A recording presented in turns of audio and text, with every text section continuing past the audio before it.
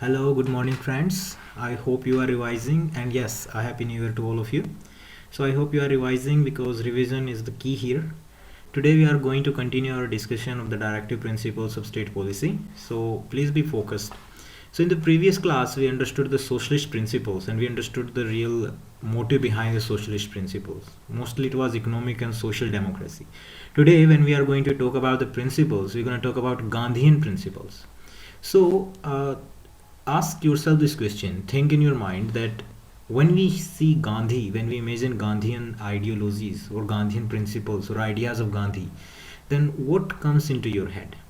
The first thing that will come into your mind would be like that charkha, the spinning wheel. That means self-reliance, villages, because Gandhi was a supporter of village and grassroots democracy.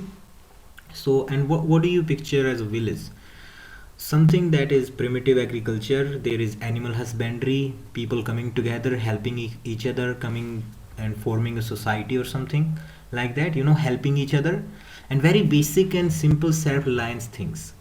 So this is the essence behind all of these principles that are they are grouped as Gandhian principles. So you have to keep this in mind. Okay.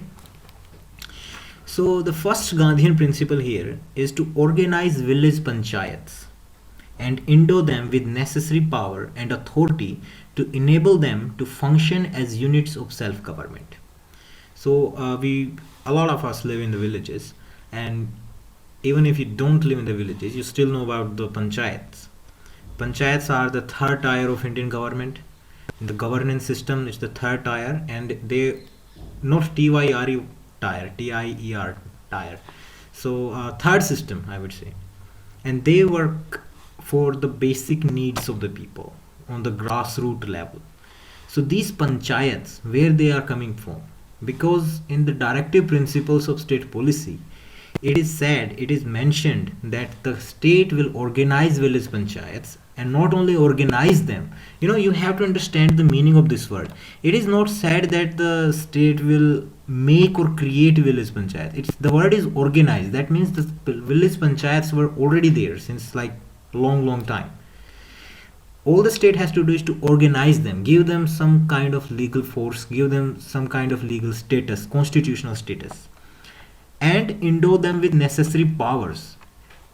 Authority can only function when it has some powers. You cannot just make village panchayats and do not give them any power or finance or any authority to the function. Without these authorities and powers, it is bound to fail. So Gandhian principle, just like I said, it will be something related to villages, agriculture, animal husbandry, self-reliance, helping each other. These are the kind of principles that Gandhi believed in, and these are the principles that are grouped as Gandhian principles in our DPSP, Directive Principles of State Policy. So first one is to organize village panchayats and to give them necessary powers and authority. Second is to promote cotton industries. As I said, that when you remember Gandhi, you do remember, you cannot completely avoid the fact about that wheel, the spinning wheel, the charkha, and the khadi industry that Gandhi always supported. So to promote cottage industries on an individual, one person, and or cooperation basis, people coming together in rural areas, again the village things. Next is to promote voluntary formation, autonomous functioning, democratic control, and the professional management of cooperative societies. Just like I told you, I tried to remind you that when we are talking about Gandhi, we are talking about grassroots people coming together and helping each other. This is the same thing here. Voluntary formation, people coming together, functioning, democratic control. It should not be one person controlling it. There should be democracy and professional management of cooperative societies.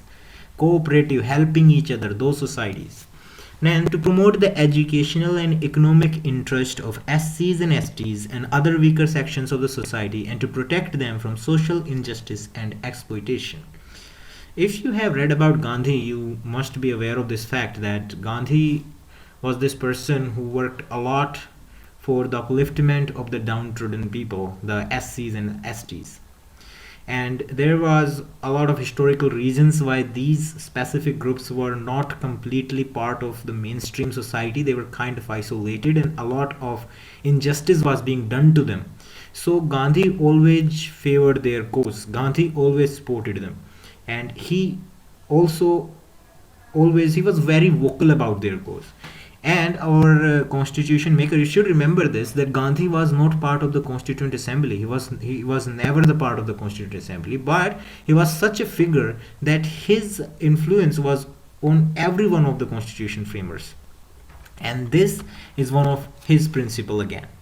Next is to prohibit the consumption of intoxication drinks and drugs which are injurious to health. Well, you need a healthy population, a healthy workforce in order to make progress. So this is also one of the principles. This is why government tries to control the consumption, selling of liquor and drugs. You see, you may have heard that in Bihar there is complete liquor ban.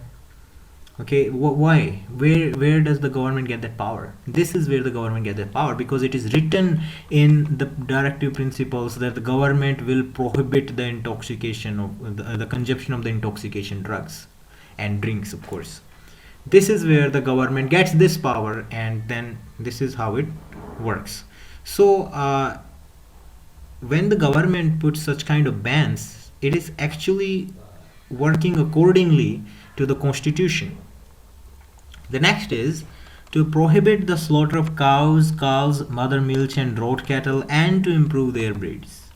As I said, in the Gandhian principles will be very much centered around rural economy, and in rural economy, agriculture and animal husbandries are two very important poles. I mean, most of the rural people work on the fields, and they have most of them keep cows and other milch animals, the animals that give milk.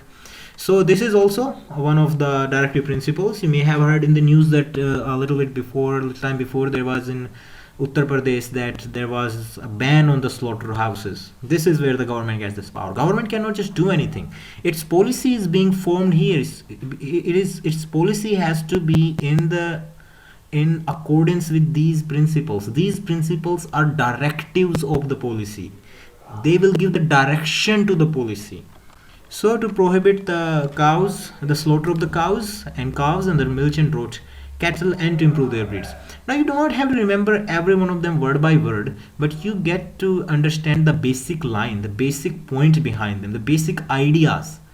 Okay, and when you understand the basic ideas, you can write 3 4 by yourself. Even if you try to even if you forget, you will, if you know the basic idea behind them, you will still manage to write them. You do not have to somehow rote learn them one word by word. When you understand what is the basic idea behind Gandhian principles, this word, then you understand, your mind will work. Okay, we are talking about agriculture, we're talking about cows, we're talking about cotton industries, we're talking about SCs and STs, we're talking about cooperation and cooperative societies, and we are talking about panchayats. So one thing will get connected to other, and you will be able to form the whole answer. Now the next idea is the liberal intellectual principles. These are the third groups. This is the third group, and these are something that are liberal. By the word liberal, we mean something that has openness, something that is modern, something that gives freedom. Then intellectual principles. Intellectuals mean something, think about something very deeply, and then something that is smart, something that is intelligent, something that is according to the moving world. Okay, according to the modern world. So first is to secure. It's O actually. It's O. Okay, to secure for all citizens a uniform civil code throughout the country, and to provide, okay, first of all, to secure the citizens a uniform civil code. What do you understand by uniform civil code? This means that a law that applies equally on every person. You will be thinking that, okay, everyone is equal in front of laws, but there are various laws. Like in previous days, there was this triple talaq in news. So this is specific to the Muslim laws, and there are other laws that are specific to Hindus or specific to Sikhs, these kind of laws. So this liberal intellectual principle says that no, there should not be separate laws for separate communities, specific laws like marriage laws or some other kind of property laws, like Hindu undivided family laws. These laws should not be different. Every law should be similar, and uniform means that every law will be equal, same for everyone. Okay. Next is to provide early childhood care and education for all children until they complete the age of 6 years. It's the duty of the state, because children are the future of the state, they are future of the world. Our country will only develop more if our children get enough education and childhood care, they are healthy and they are educated. So early childhood care and education for all children until they complete the age of 6 is one of the directive principles behind the free primary education that you see in the government schools. Next is to organize agriculture and animal husbandry on modern and scientific lines. So in the Gandhian principle, it was to ban the slaughter. Okay. In this one, we are talking about in modern technology, we have to use that scientific lines, those modern technology in order to organize agriculture. We cannot do primitive agriculture anymore. You see the machinization of agriculture in earlier time. Most of the work of the agriculture was done by hands, but today we see the tractors and their harvesters and other multiple machines that are doing work. They are doing faster, they are doing better, and that's why the things work in this way. So it is also one of the duty of the state that the state will form its policy in such a way that it will develop agriculture on scientific lines, and so it will do with the animal husbandry. To protect and improve the environment and to safeguard forest and wildlife. Forests are very important for us. We know they give us oxygen, and they are like, they have a lot of importance in today's world, specifically when we are facing this global warming and climate change. You know, this is every day. You read a newspaper, there will be no newspaper. Every day in a newspaper, you will find a column about climate change. Climate change is real. It is happening. So liberal intellectual principle says that this is the duty of the state to protect and improve the environment. We should be living in a better and improved environment. I mean, we cannot breathe in carbon or some very pollutant, gaseous elements. We need clean environment, and that is actually one of our rights too. Without this clean environment, can we be healthy? So when the government forms a policy, it has to keep in mind that it has to protect the environment, and it has also to safeguard the forest and wildlife as well. Of course, previously some years ago there was this was a situation that tigers were going tigers were almost extinct, and their number was going low and low every day. And then the project tiger was implemented, and then we were able to somehow save the tigers. So those wildlife are also one of our very important part of our country, and we have to, it's our duty to save them. So it is also a duty of the state. Now next, to protect the monuments, places and objects of artistic or historic interest which are declared to be of national importance, like the Taj Mahal, like the Red Fort, like some like Qutub Minar, like there are multiple monuments. So these should be saved, they should be protected. Okay, we cannot let these be demolished, because these are our heritage. In many countries, in many foreign country, India is known from that Taj Mahal image. Okay, people know about Taj Mahal even if they do not know much. They do not know much about India, but they know about Taj Mahal because it is the number one wonder of the world. So this is a sense of proud. So these monuments, these places, these historical and artistic interests should be declared of national importance. It belongs to the nation and it should be protected. To separate the judiciary from executive in the public service of the state, judiciary should be independent. The judiciary should work in a way that it is completely free from political interference. Only then they can work. Otherwise, if there is political interference in the judiciary, the justice will not prevail. So this is also one of the directive principles while forming a policy. And the last one is to promote international peace and security, maintain just and honorable relations between nations, to foster respect for international law and treaty obligation, to encourage settlement of international disputes by arbitration. What does this all mean?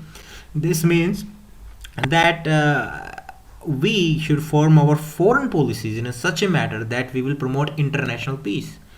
If there is a war, that is not a good thing. That is not good for either of the nations that are fighting that war. People will die on the both sides. People will face problems, the inflation goes up, economy goes down, and then there is crisis. Like in World War II, there were a lot of crises. So those things happen. So our foreign policy should be formulated in such a way that we promote international peace. Okay, and we also maintain security of everyone of our country, as well as like internationalism. We also maintain peace with even those countries who are not that much of friends for us. We have to make sure that the disputes are settled by dialogues, by talking, by diplomatic activities instead of going to war. There are a lot of diplomatic disputes, and they should be taken down. They should be taken care of with talking, with policies, with diplomacy, not by just let's attack them, because war is going to end everything. People are going to die on both sides. So our policy should be formulated in such manner that the international disputes will be solved by arbitration, as well as that the nations, all of the nations, should honor the contracts and international law that they make with each other. Okay.